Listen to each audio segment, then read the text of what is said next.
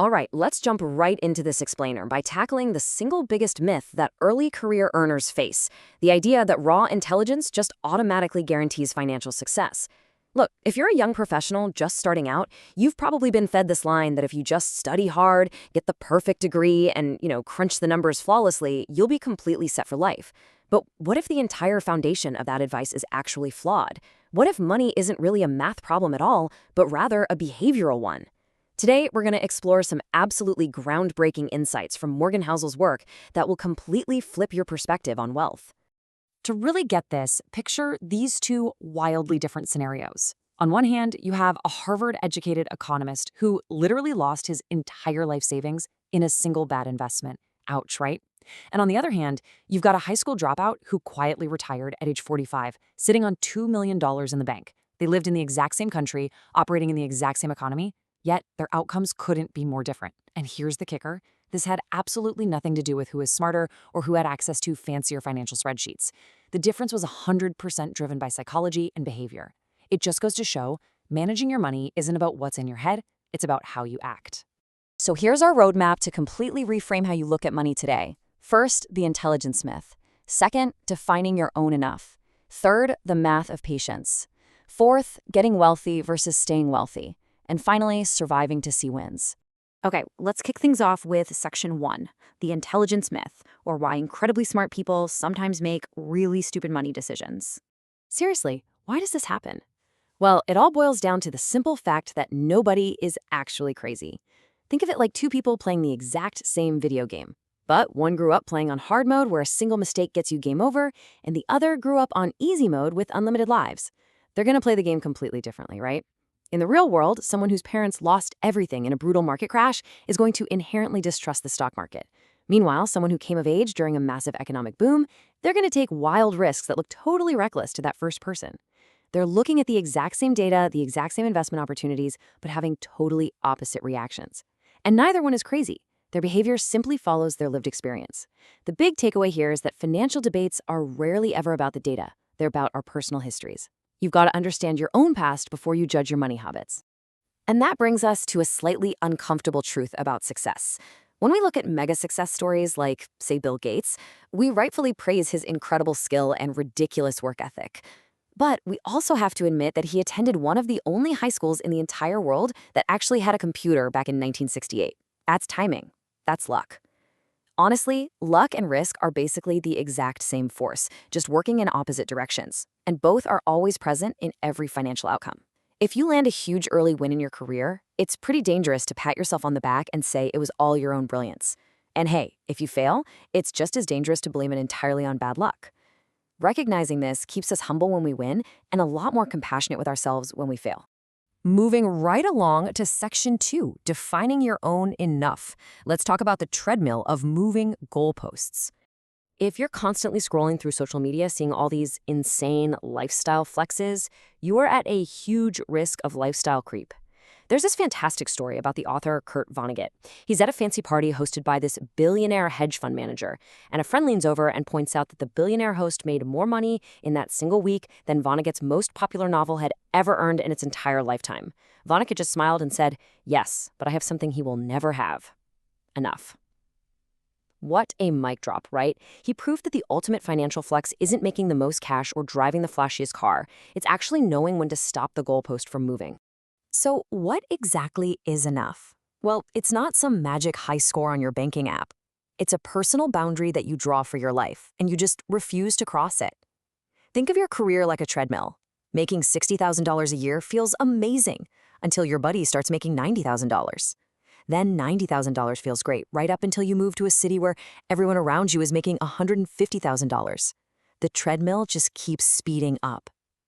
If you don't clearly define this boundary right now, early in your career, you're going to spend your entire life sprinting on that treadmill, completely exhausted, chasing a finish line that you yourself keep pushing further away.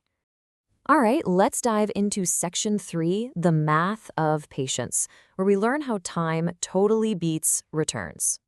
We really need to shift how you view time. Because, look, waiting until retirement sounds like an absolute punishment when you're 23 years old, but time is actually your greatest weapon. And the sheer scale of the math here is mind-blowing. Take Warren Buffett. widely considered the greatest investor ever, right? He's currently sitting on a net worth of around $130 billion. But look at this chart. Check out that massive explosion in citrus green. Out of that $130 billion, $81 billion came after his 65th birthday. No way, right? He didn't just get lucky with high returns. He started investing when he was literally 11 years old and simply never stopped. Let's put that into perspective with a quick what if. If Warren Buffett had started investing at age 25, like a normal person, and then decided to retire and cash out at 65, like a normal person, earning the exact same percentage returns, he wouldn't be sitting on $130 billion.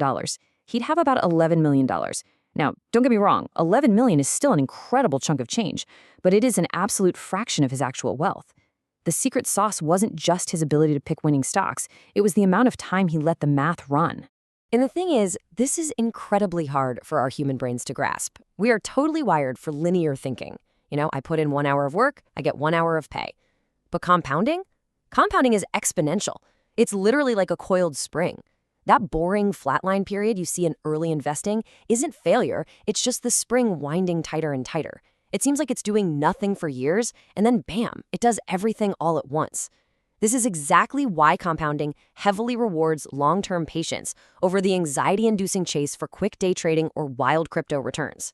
If you bail out when the line still looks flat, you miss the explosion entirely. Which brings us to section 4, getting wealthy versus staying wealthy. Trust me, these are two entirely different games. This is the absolute core of this whole explainer, guys. Getting wealthy and staying wealthy, completely different skill sets. Getting wealthy is like playing offense. You got to take risks, be wildly optimistic, put yourself out there, and confidently shoot your shot. But staying wealthy? Oh, that is pure defense. You need humility. You actually need a healthy dose of fear and paranoia that everything you've built could just vanish. The problem is, young professionals spend all their energy practicing offense, hustling to get the job or launch the startup, but they almost never practice the defense required to actually protect their lead once they score. It's crazy to think about, but the exact mindset that helps you hustle your way to your first 100 grand is the exact same mindset that will make you lose it all on some reckless bet later on. What got you here will absolutely not keep you here. History is just littered with brilliant, talented people who lost everything because they kept applying that aggressive, optimistic hustle energy to protecting their wealth. They never realized they had to flip the switch into a survival mentality. And honestly, survival is finance's most underrated skill. Finally, let's hit section 5, surviving to see wins, where we are going to completely redefine failure. We really need to redefine the word failure so you don't totally panic when your early investments or business ideas strike out. Take Amazon, for instance, one of the biggest juggernauts on earth, right? Well, in their early days, they launched Amazon Auctions. Total flop. They launched Amazon Z-Shops. Flop. They literally tried dozens of ideas that completely failed. But then they launched Amazon Web Services, AWS, and it became one of the most profitable tech ventures in human history. Those early failures, they weren't a sign that Amazon was a bad company. They were simply the necessary cost of admission to find that one massive historic win. And this brings us to a super important concept called the tail event.